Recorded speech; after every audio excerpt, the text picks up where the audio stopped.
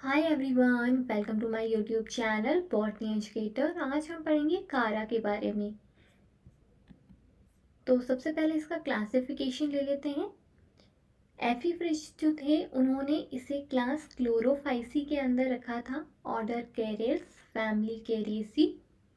वहीं बाद में एक साइंटिस्ट आए जीएम स्मिथ। उन्होंने क्लासिफिकेशन में कुछ मॉडिफिकेशंस किए और उन्होंने बताया कि ये डिवीज़न क्लोरोफाइटा के अंदर कैरियोफाइसी एक क्लास होती है, उसके अंदर इन्होंने उसको रखा। कुछ इसके डिस्टिंग्विश करेक्टरिस्टिक फीचर्स थे जिस वजह से उन्होंने क्लोरोफाइटा को दो क्लासेस में बांटा, क्लोरोफाइसी और कैरोफाइसी। तो अभी तक जो अपन ने मेंबर्स पढ़े थे वो क्लोरोफाइसी के मेंबर्स थे। अब जो कारा है वो कैरियोफाइसी के अंदर आता है अकॉर्डिंग टू जीएम स्मिथ, और ये ऑर्डर कैरियर्स के अंदर आता है और फैमिली कैरियसी। इसके क्या डिस्टिंक्ट करेक्टरिस्टिक फीचर्स हैं वो भी अपन देखेंगे। ये जो है, सबसे पहले इसकी अकरेंस की बात कर लेते हैं। तो ये फ्रेश वाटर और शैलो स्टैग्नेंट वाटर में मिलेगा, यानी जहाँ पानी रुका हुआ रहता है वहाँ पर पॉन्ड्स वगैरह के अंदर, और जहाँ पे बॉटम में जो है मड रहे, मतलब थोड़ा सा ऐसा रहे कि उसकी जो राइजोइड्स वगैरह हैं, जो उसका बॉटम वाला पार्ट है, उससे वो उसके स्टेम ऊपर तक ग्रो कर पाए। और जो हैवी वाटर में ग्रो करती हैं वहाँ पर इनकी जो सेल्स रहती हैं वो एनक्रिस्टेड रहती हैं कैल्शियम और मैग्नीशियम से। इस वजह से इन्हें स्टोन वार्ड भी कहते हैं। ये काफ़ी जो अपने कॉम्पिटिटिव एग्जाम्स है उनमें पूछा भी जाता है कि स्टोन वार्ड्स किसे कहते हैं, तो कारा को कहते हैं। फिर सेलाइन वाटर में कौन सी स्पीसीज मिलती हैं इनकी, तो बेलेटिका स्पीसीज इनकी सेलाइन वाटर में मिलती हैं। वहीं फ्रेगिलिस स्पीसीज हॉट वाटर में मिलती हैं। कारा जो है कुछ इस तरीके से ओरिजिनली दिखता है।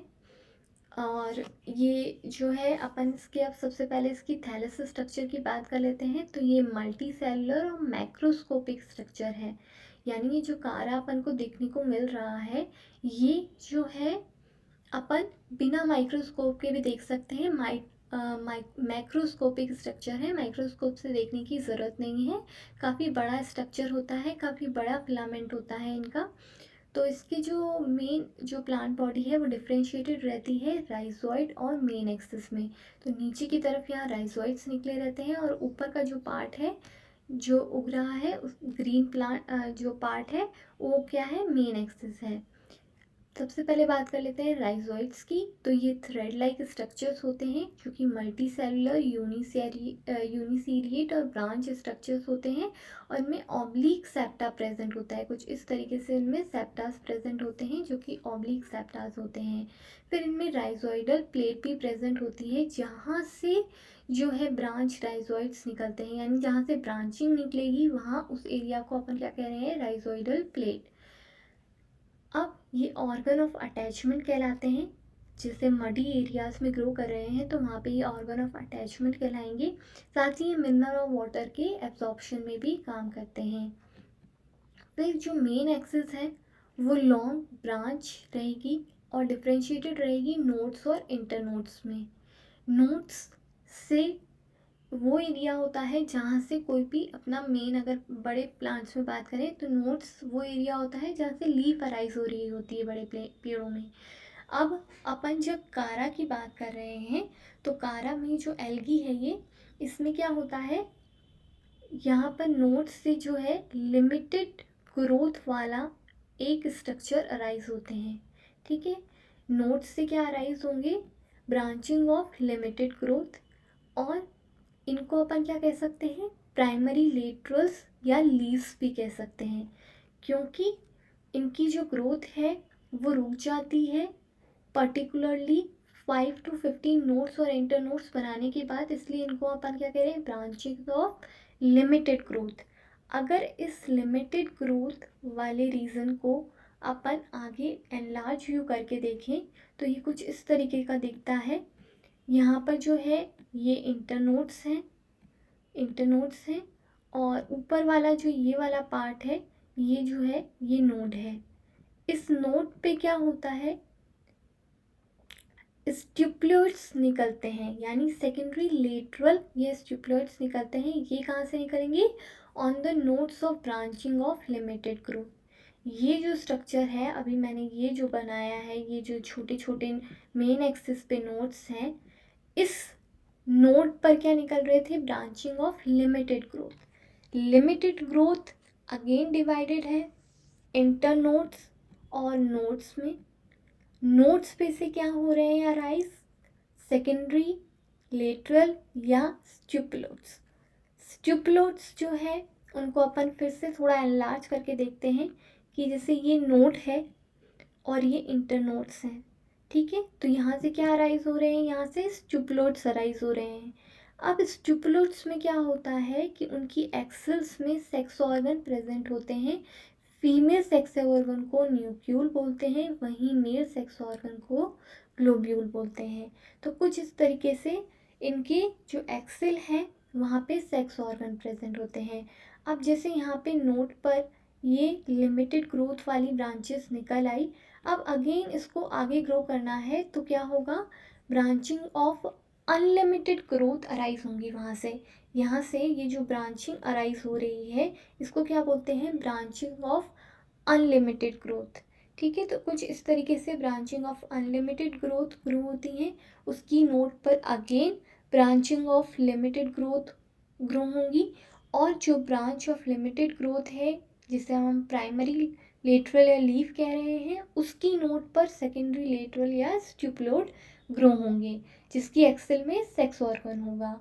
अब अगर अपन इंटर नोड को अगर थोड़ा सा उसका भी टीएस काट के देखें तो वो कैसा दिखता है, तो सेंट्रल में जो है एक्सेल सेल या सेंट्रल सेल प्रेजेंट होती है, और साइड में इसके जो है कॉर्टिकल सेल्स प्रेजेंट होती हैं।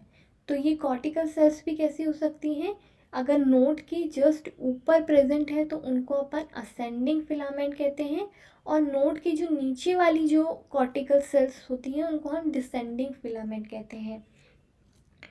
तो इंटर नोड जो है वो नोड के ऊपर भी प्रेजेंट है, नोड के नीचे भी प्रेजेंट है। तो इंटर नोड्स दोनों तरफ प्रेजेंट है, मगर जो कॉर्टिकल सेल्स ऊपर की तरफ प्रेजेंट है उनको हम असेंडिंग फिलामेंट कहते हैं, वहीं जो नीचे प्रेजेंट है उन्हें हम डिसेंडिंग फिलामेंट कहते हैं। यहाँ तक मेरे ख्याल समझ में आ गया होगा आपको। अब अपन बात कर लेते हैं इसके सेल स्ट्रक्चर की। तो ये यूनी न्यूक्लिएटेड स्ट्रक्चर्स होते हैं, यानी सिंगल न्यूक्लियस प्रेजेंट रहेगा, और सेल वॉल एनक्रिस्टेड रहेगी कैल्शियम और मैग्नीशियम कार्बोनेट से। साइटोप्लाज्म जो है वो एक्टोप्लाज्म और एंडोप्लाज्म में डिफ्रेंशिएटेड रहता है, और जो एंडोप्लाज्म है उसमें स्ट्रीमिंग मूवमेंट होता है, और इसमें जो क्लोरोप्लास्ट होता है वो कैसा होता है, डिस्क्वाइड टाइप का। तो ये अपन को याद रखना है कि किस टाइप का इसमें क्लोरोप्लास्ट प्रेजेंट। वेजिटेटिव रिप्रोडक्शन, तो इसमें क्या होता है, अमाइलम स्टार बनता है रूट बल्बिल्स, एमॉर्फस बल्बिल्स और सेकेंडरी प्रोटोनीमा के थ्रू ये वेजिटेटिव रिप्रोडक्शन करते हैं कारा में।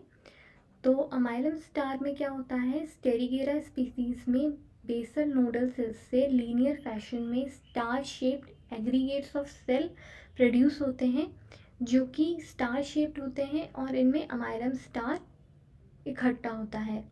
फिर बात कर ले रूट बल्बिल्स की, तो ये एस्पेरेगा स्पीसीज में देखे गए हैं, और स्फेरिकल बल्बिल्स होते हैं जो कि राइजोइड्स से की जो राइजोइड्स होते हैं, जहाँ पे राइजोइड्स अराइज होते हैं वहाँ पर ये रूट बल्बिल्स प्रोड्यूस होते हैं।